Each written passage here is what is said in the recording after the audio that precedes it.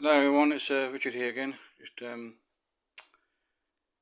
I've been watching the video show by Owen Jones on privatisation and especially water companies and nationalisation. It's a very interesting discussion, particularly the people on board. He had very interesting experts he was talking to. I just want to share my own views on this matter because I think it might be a mistake to go back to full nationalisation. It's a kind of knee-jerk, black and white, either or response, and I think there's something in between. So I want to explore these ideas with you. They're largely based on my own experiences because I've worked as a software engineer for many different organisations throughout my life. One of the earliest was British Rail in Derby, and that was still nationalised, I believe. Not sure, but that might have been partly privatised or that way. But the point is, it's not the actual organisation that matters so much, the actual structure. It's the management and the motivation of people. That's what really counts. Motivation is fundamental to everything. What drives you to make decisions is really key to everything you do, and you need to know that what's the reason you do things, what's the objective, why is it beneficial, why are you going towards somewhere, away from somewhere, what's the energy behind it. That's always a key factor in any decision making process, especially at the high levels, of course, because motivation may be quite different in each case, and neither works really. So in the privatised case, I've worked for companies which are out to make a profit, and they have shareholders, and so the managers are driven by performance targets, and there's a whole culture of how to say, enterprise, I guess. Not everybody shares that, of course, but that's the point. Some people, as in any organisation, just there to do a job and don't really care that much. Whereas you take the NHS, which is nationalised in a very real sense, still, it's actually being privatised behind the scenes to a large extent. So it's a bit. It's not the best example, but it is still well managed in my experience, in my view. That's because the people involved care.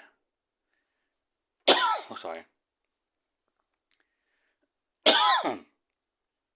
They care about their patients and their other staff as well, I imagine. I'm not sure they do.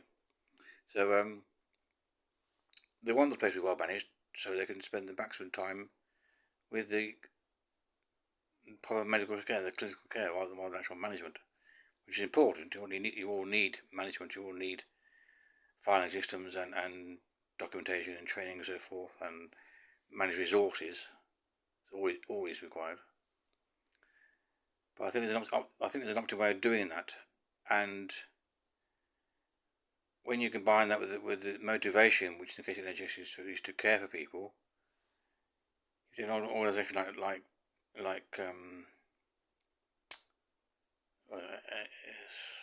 so it won't be British Rail. I'm sure they do care for people. There's a very strong safety culture there, but too strong maybe when I was there. But there's some people who just there to do a job, and as long as they get paid, as long as they don't make any big mistakes, they'll get the money. It's very common, I'm sure. It's largely a matter of where you live. You may not have much choice as to what job you actually end up in.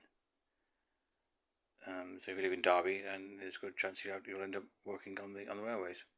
It's just inevitable. So the management has to take account of that fact. The people in the workforce may not be that motivated, and that's the real issue as to how well structured the organisation actually is. It doesn't matter whether it's owned by the government on behalf of people as a whole, or is owned by shareholders in effect. It does make some difference, but fundamentally it's the management motivation, the motivation of people involved, what really makes a difference. because they supply the actual energy and work, so they had to be motivated to do it. Now you can basically whip people and torment them and make them slaves and work them to death, as the Nazis did. That's one kind of motivation, I suppose. But much better one in a democracy is to actually help people to work towards what they want, and help define what they want as well. It's often useful.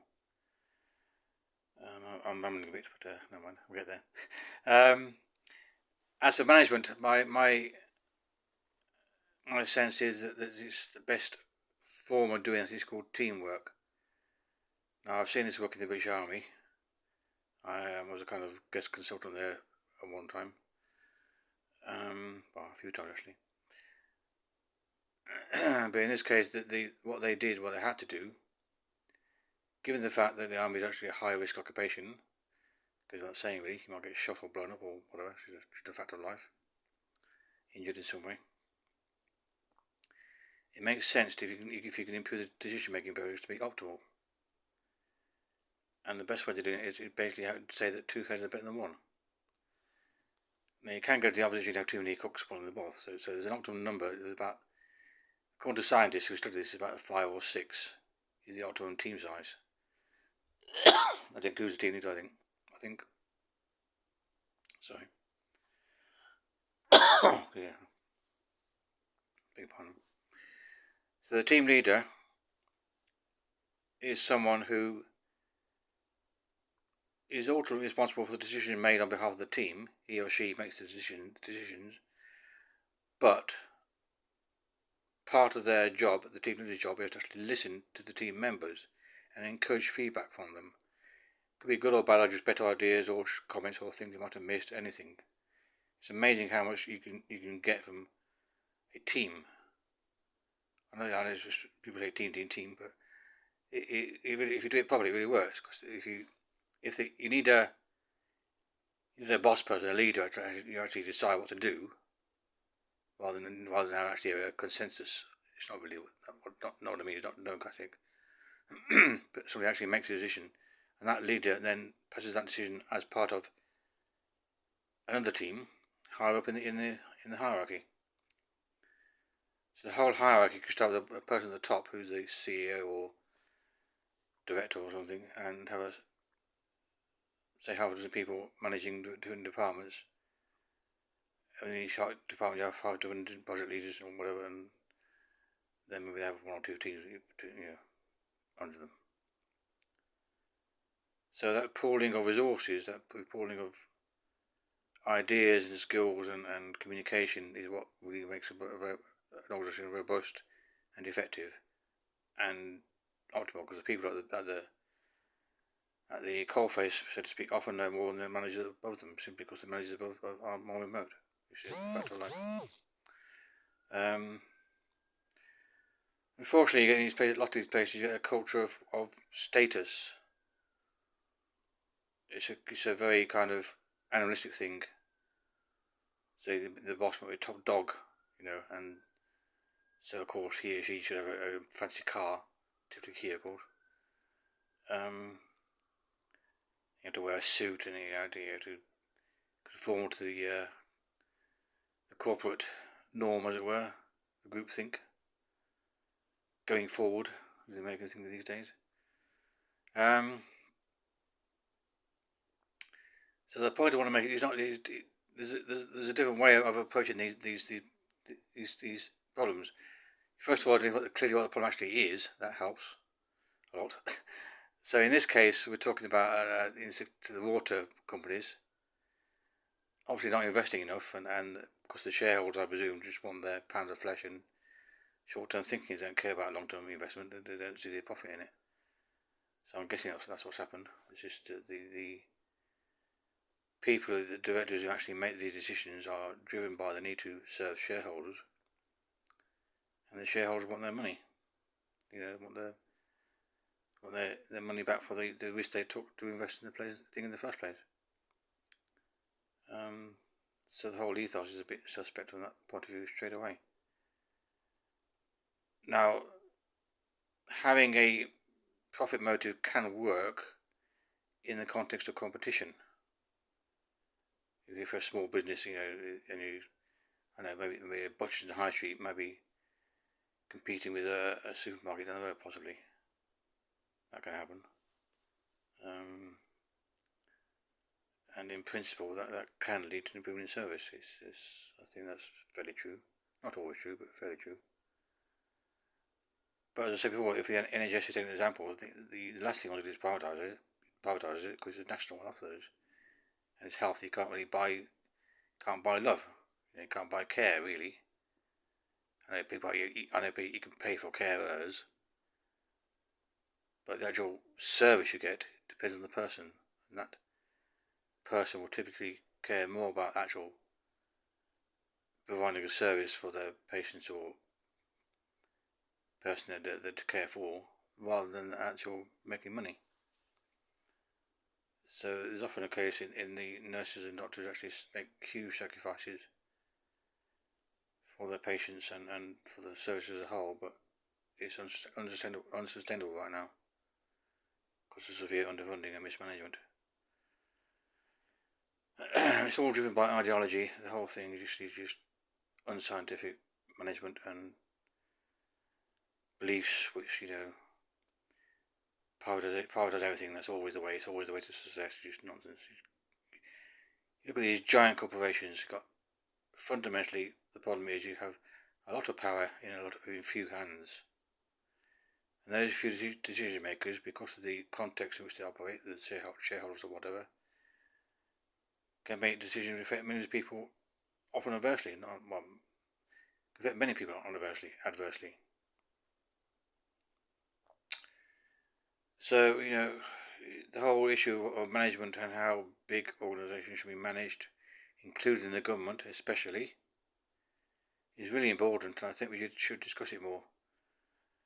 But one other idea I've had about this particular issue that water companies say is simply increase the number of shareholders. Because the objection to the government owning a large body is government owned, and governments may not necessarily be the most effective way of running things, because there's often politics involved, and corruption and all kinds of factors which pull people this way or that as to what decisions they do make. So I can see the argument against doing that. So one solution may be simply to actually increase the number of shareholders to thousands of people. So you keep the original shareholders with their dividends, because they're investors, but the new shareholders could have voting rights, just be appointed at random by some kind of lottery mechanism.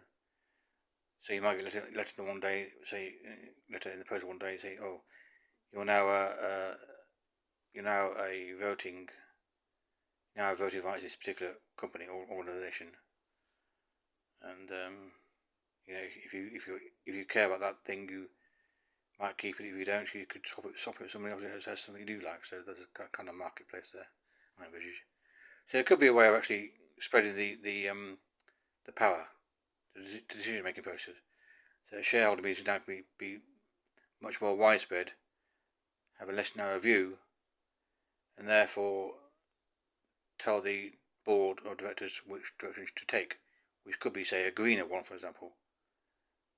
So that's one thing I might hope for.